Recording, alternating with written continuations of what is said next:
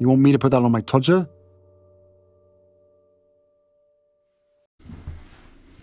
This one's wife. Amazon says no. Hello, I'm HG Tudor. Questions such as: does this one's wife tell porky pies? Does this one's wife revise history? Does this one's wife believe that things will happen for her simply through manifesting? Will this one's wife fuck things up again? Rank alongside questions such as, do bears shit in the woods, and is the Pope Catholic? I.e., they are inevitable.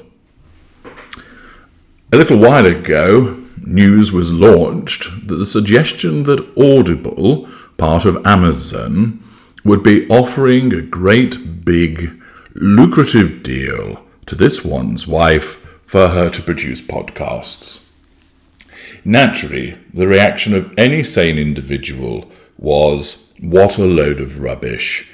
It's clearly this one's wife at it again, trying to release publicity to make it seem as if she's going to land the deal.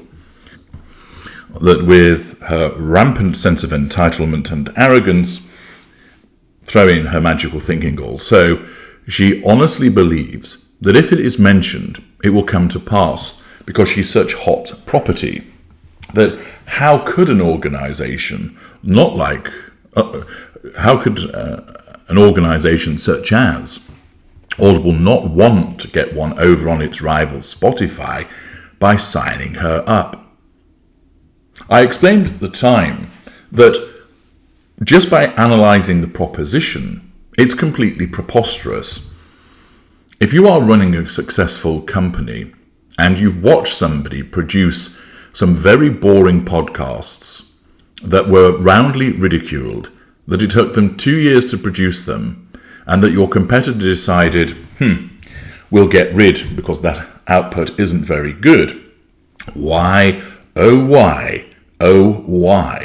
would you then bother thinking, somehow, coming with us, we will be able to get fantastic content from them?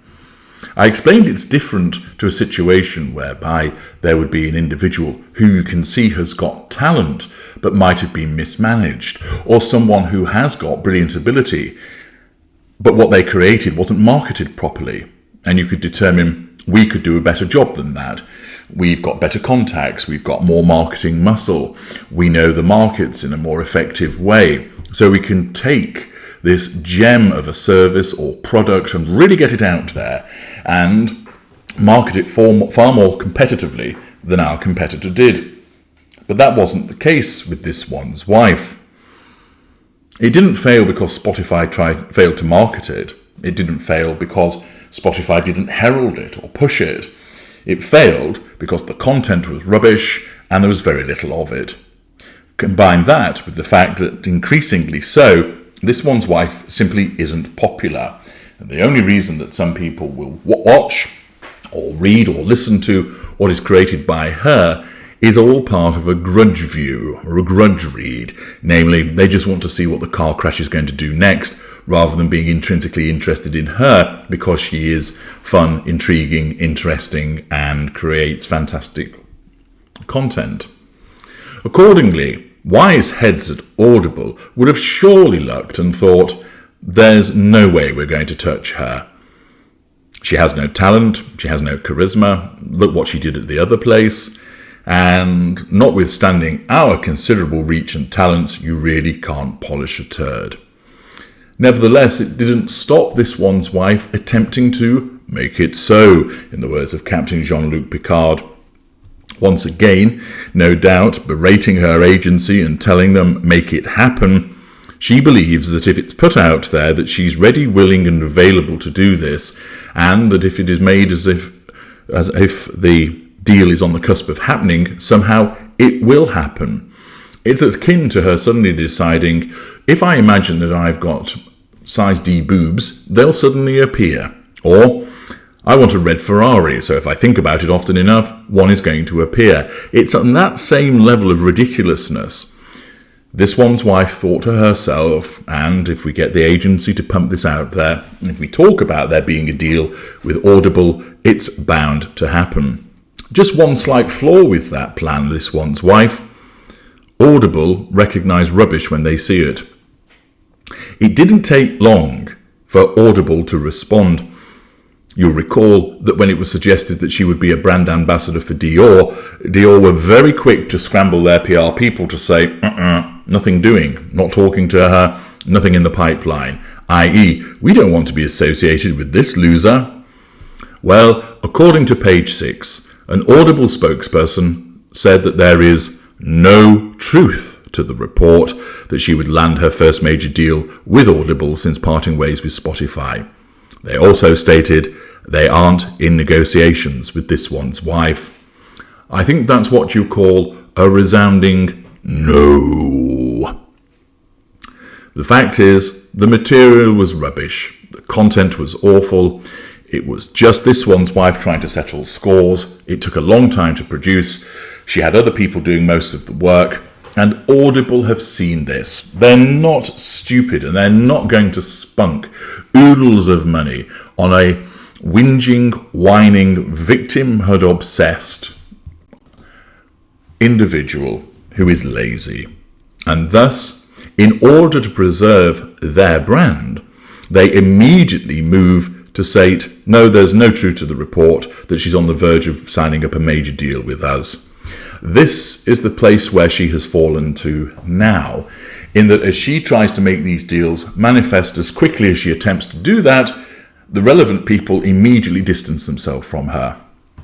Once upon a time, it might be the case that the organisation just wouldn't comment because they didn't need to.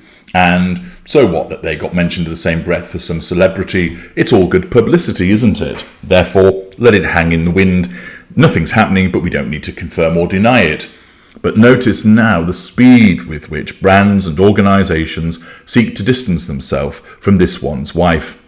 That demonstrates very clearly the way that organisations and businesses see her. Talent-free, charisma-free, and moreover, toxic to your brand. Involve her and you'll just end up wasting money and even possibly inviting adverse consumer reaction to your brand as a whole. Naturally, as a narcissist, this one's wife doesn't understand that she is the problem. She's completely blinded to it. And astonishing as it may sound, no matter how many times this happens, no matter how many times brands say, no, we're not in discussions with her, no, we've no interest whatsoever, no, we're not signing her up, she can't process, because her narcissism will not let it happen, that this is the situation. She cannot process that these brands don't want to work with her. You could have 5, 10, 20, 50 of them turning around, and she still will not ever reach the conclusion, could the problem be me? It simply doesn't compute. And that's why she is the unflushable turd, because she will keep going and going and going, trying to make these deals manifest, and more people will just say no. And ultimately, it's only when people stop watching the car crash that she will slip into obscurity. But Amazon joins the ranks of many others in turning around and telling this one's wife, no. I'm HG Tudor. Thank you for listening.